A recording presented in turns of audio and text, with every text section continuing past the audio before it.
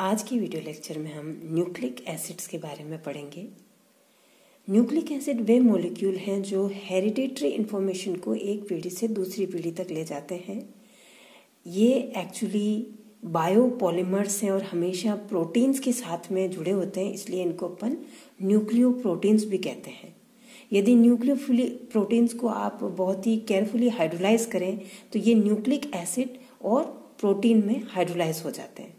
Nucleic acid दो तरह के हैं, DNA deoxyribose nucleic acid and RNA ribose nucleic acid. DNA जो है डीऑक्सीराइबोज न्यूक्लिक एसिड, ये हमेशा सेल के न्यूक्लियस के अंदर मिलता है, और जो आरएनए है राइबो न्यूक्लिक एसिड, ये सेल के साइटोप्लाज्म के अंदर मिलता है। अब हम लेते हैं structure of nucleic acid. Nucleic acid जो है वो कलरलेस सॉलिड है, और यदि इनको माइल्ड कंडीशंस में हम हाइड्रोलाइज करें, जैसे न्यूक्लिक एसिड है, इसमें aqueous ammonia at 115 degree centigrade या बेरियम हाइड्रोक्साइड ले लें या न्यूक्लियस एंजाइम, तो ये हाइड्रोलाइज होके न्यूक्लियोटाइड देगा। न्यूक्लियोटाइड को फर्दर जब आप हाइड्रोलाइज करेंगे एक्वस अमोनिया से एट 175 डिग्री सेंटीग्रेड, ये बनेगा nucleoside plus phosphoric acid. Phosphoric acid बन जाएगा। अगर न्यूक्लियोसाइड को हम किसी भी इनऑर्गेनिक एसिड से हाइड्रोलाइज करें, एक तो ऑर्गेनिक बेस बनेंगे प्लस शुगर। शुगर जो है वो डीएनए के केस में डीऑक्सीराइबोज शुगर होगी और आरएनए के केस में राइबोज शुगर होगी। इसका स्ट्रक्चर हम कार्बोहाइड्रेट वाले लेक्चर में पढ़ चुके हैं। जो ऑर्गेनिक बेसेस हैं ये दो तरह के हैं, प्यूरिन एंड पिरिमिडिन। तो प्यूरिन और पिरिमिडिन बेसेस हमें यहाँ पर मिलेंगे। ये आप देख रहे हैं, ये राइबोज शुगर का स्ट्रक्चर है। ये एक एल्डोपेंटोज है और हमने इसका फिशर प्रोजेक्शन फॉर्मूला यहाँ पर बना रखा है। ये डीऑक्सीराइबोज शुगर है। आप देखिए, राइबोज शुगर और डीऑक्सीराइबोज शुगर में केवल एक फर्क है, यहाँ पर हाइड्रोक्सिल ग्रुप है और यहाँ पर ऑक्सीजन नहीं है। Hydroxyl group is replaced by hydrogen atom, तो इसलिए ये डीऑक्सीराइबोज शुगर होगा। ये दोनों का स्ट्रक्चर है। इसका डिटेल स्ट्रक्चर जो है वो हम कार्बोहाइड्रेट में पढ़ चुके हैं, तो आप उस वीडियो को देख लें यदि उसका स्ट्रक्चर अगर आप दोबारा समझना चाहें तो।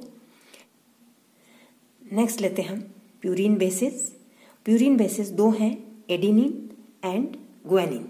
ये दोनों बेसिस, ये प्यूरिन रिंग है। ये यहाँ पर एक तो पिरिमिडिन रिंग है और उसके साथ में एक 5 मेंबर रिंग और है जिसमें 2 एजा ग्रुप है। ये एडेनिन है और ये गुआनिन है। इसी तरह से जो पिरिमिडिन है ये यूरेसिल और थायमीन, और एक है आपका साइटोसिन। ये साइटोसिन है। जो न्यूक्लिक एसिड है उसमें एक प्यूरिन बेस और एक पिरिमिडिन बेस आपस में हाइड्रोजन बॉन्डिंग से जुड़े होते हैं। किस तरह से होता है हम आगे देखेंगे। यहाँ पर देखिए, हमारे पास 3 पिरिमिडिन बेसेस हैं, यूरेसिल और थायमीन। जो एडेनिन, गुआनिन और साइटोसिन, ये जो ऑर्गेनिक बेसेस हैं, ये दोनों ही तरह के न्यूक्लिक एसिड डीएनए और आरएनए दोनों में प्रेजेंट होते हैं। लेकिन यूरेसिल और थायमीन जो है, थायमीन डीएनए में प्रेजेंट होगा और यूरेसिल आरएनए में प्रेजेंट होगा। दोनों में सिर्फ एक अंतर है कि यहाँ पर मेथिल ग्रुप है थायमीन में और यूरेसिल में मेथिल ग्रुप नहीं है। बाकी दोनों रिंग सेम है, बिल्कुल एक तरह की। अब हम डीएनए और आरएनए का केमिकल कंपोजिशन देखते हैं। डीएनए जो है इसमें फॉस्फोरिक एसिड, डीऑक्सीराइबोज और ऑर्गेनिक बेस होंगे। ऑर्गेनिक बेस प्यूरिन, पिरिमिडिन होंगे। प्यूरिन जो है इसके अंदर adenine, guanine, thymine and cytosine. और जो आरएनए है इसके अंदर same phosphoric acid, ribose sugar, organic base. Purine and pyrimidine जो है एडेनिन, गुआनिन सेम है दोनों में। थायमीन की जगह यहाँ यूरेसिल है और साइटोसिन है। पिरिमिडिन जो है ये 2 पिरिमिडिन्स हैं। अगर अपन इन दोनों में डिफरेंस की बात करें, दोनों न्यूक्लिक एसिड है लेकिन इनके अंदर जो ऑर्गेनिक बेसिस हैं एक तो वो डिफरेंट है। इसके अंदर थायमीन है डीएनए में और आरएनए में यूरेसिल है थायमीन की जगह पर। ये तो ऑर्गेनिक बेस में फर्क है। और शुगर जो है ये डीएनए में डीऑक्सीराइबोज शुगर है, आरएनए में राइबोज शुगर है।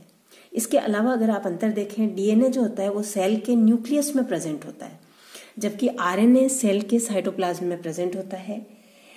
डीएनए डबल स्ट्रैंड हेलिक्स के रूप में एग्जिस्ट करता है, जबकि आरएनए सिंगल स्ट्रैंड हेलिक्स के रूप में एग्जिस्ट करता है।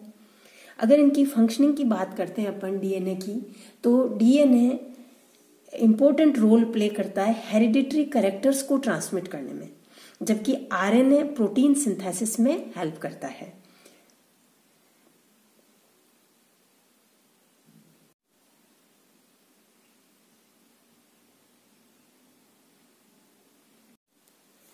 अब हम लेते हैं न्यूक्लियोसाइड्स। जब एक बेस है जैसे एडेनिन है, ये शुगर के साथ जब कंबाइन हो रहा है, हम उसको न्यूक्लियोसाइड कहेंगे। ये एडिनोसिन बन गया। एडिनोसिन एडेनिन और राइबोस के कॉम्बिनेशन से बनेगा। गुएनोसिन गुएनिन और राइबोस के कॉम्बिनेशन से बनेगा। जैसे इसके अंदर इस तरह से कॉम्बिनेशन होगा, ये आपका एडेनिन बेस है और यहाँ पर ये राइबोस शुगर है। ये बीटा लिंकेज से इससे जुड़ा हुआ है राइबोस शुगर से, तो ये एडिनोसिन न्यूक्लियोसाइड हो गया।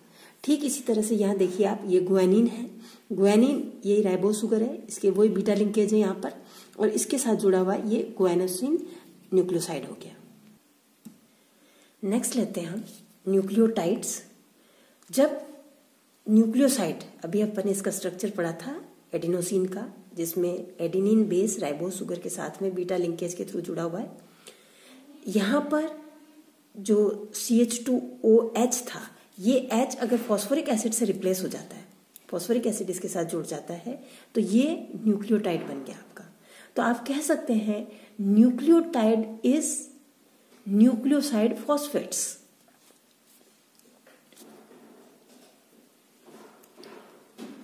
न्यूक्लियोसाइड फॉस्फेट है न्यूक्लियोटाइड आपका। न्यूक्लियोटाइड्स जो हैं वो न्यूक्लिक एसिड के बिल्डिंग ब्लॉक्स हैं, और इसीलिए जिनको न्यूक्लिक एसिड को अपन पॉलीन्यूक्लियोटाइड भी कहते हैं। जैसे प्रोटीन में अपन ने देखा था वो अमीनो एसिड से बने हुए थे, तो न्यूक्लिक एसिड जो है वो न्यूक्लियोटाइड से बने होंगे। अब तक अपन ने न्यूक्लिक एसिड के जितने भी कंपोनेंट्स हैं उनकी बात कर ली। अब नेक्स्ट लेते हैं अपन कि ये कंपोनेंट्स आपस में किस तरह से लिंक्ड होते हैं। देखिए, ये आपका नाइट्रोजनस बेस है, ऑर्गेनिक बेस। ये शुगर है, आरएनए के केस में राइबोस शुगर होगा और डीएनए के केस में डीऑक्सीराइबोस शुगर होगा, और ये हमारा फॉस्फोरिक एसिड इसके साथ में जुड़ा हुआ था। किस तरह से जुड़ते हैं देखिए, ये यहाँ पर जो ये फर्स्ट कार्बन है इसका आपके शुगर का, ये इसके साथ में बीटा लिंकेज के थ्रू वाटर मॉलिक्यूल यहाँ से निकल जाएगा, और ये जो फॉस्फोरिक एसिड है ये 5th कार्बन से जुड़ा होगा। शुगर का एक 5th कार्बन होगा और एक 3rd कार्बन होगा। 1 2 3 ये 3rd कार्बन है। यहाँ पर भी ये निकल गया फॉस्फोरिक एसिड यहाँ से आपका, और बेस 1st कार्बन से जुड़ा होगा, 3rd और 5th कार्बन से फॉस्फोरिक एसिड जुड़े होंगे। ठीक इसी तरह से यहाँ पर आप देख लीजिए, इसका 3rd कार्बन है, इसका 5th कार्बन है, दोनों फॉस्फोरिक एसिड से जुड़े हुए हैं। यहाँ बेस है। वापस दूसरा ये शुगर मॉलिक्यूल लिया, ये दूसरा बेस हो जाएगा। यहाँ ये एडेनिन है, यहाँ यूरेसिल है, एडेनिन, फिर उसके बाद में ये साइटोसिन हो गया। तो इस तरह से अलग अलग जो आपके बेसिस हैं ये शुगर मॉलिक्यूल के साथ जुड़ के, और ये पूरा स्केलेटन तैयार कर रहे हैं आपके, जिसके अंदर की न्यूक्लियोटाइड का एक चेन पूरी बनती जा रही है, और इस तरह से आगे बढ़ते जाएंगे। जिस तरीके से शुगर, फॉस्फेट और बेस आपस में लिंक्ड हैं न्यूक्लिक एसिड के अंदर, उसको हम न्यूक्लिक एसिड का प्राइमरी स्ट्रक्चर कहते हैं। डीएनए का जो डबल हेलिक्स है, इसमें जो ऑर्गेनिक बेसिस हैं प्यूरिन और पिरिमिडिन बेसिस, ये हाइड्रोजन बॉन्डिंग से आपस में जुड़े होते हैं। जैसे ये गुएनिन और साइटोसिन है, एक स्ट्रैंड का साइटोसिन है और दूसरे स्ट्रैंड का साइटोसिन और दूसरे स्ट्रैंड का गुएनिन है।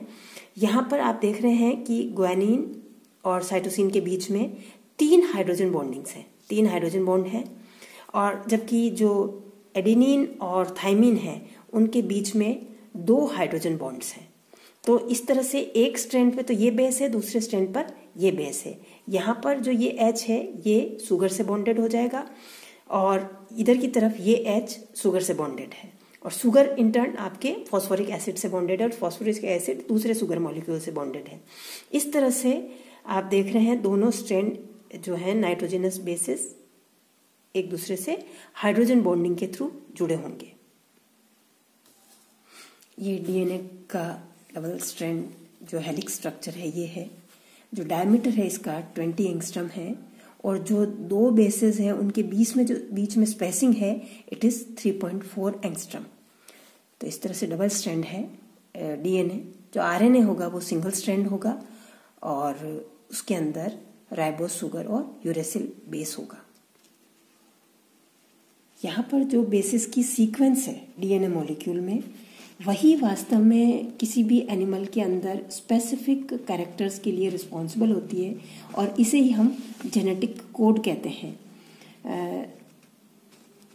और जो डीएनए इसके अंदर स्पेसिफिक सीक्वेंस होगी बेस पेयर की उसको जीन कहेंगे और जनरली एक जीन के अंदर 1500 तक बेस पेयर होते हैं। डीएनए जो है 2 इम्पोर्टेंट लाइफ प्रोसेस को रेगुलेट करता है।